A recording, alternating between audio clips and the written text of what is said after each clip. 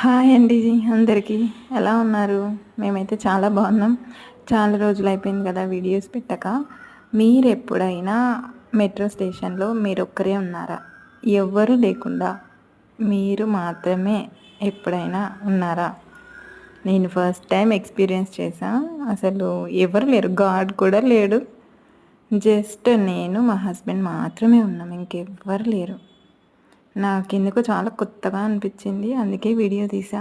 మీరు ఎప్పుడైనా ఎక్స్పీరియన్స్ చేశారా ఇలాంటిది?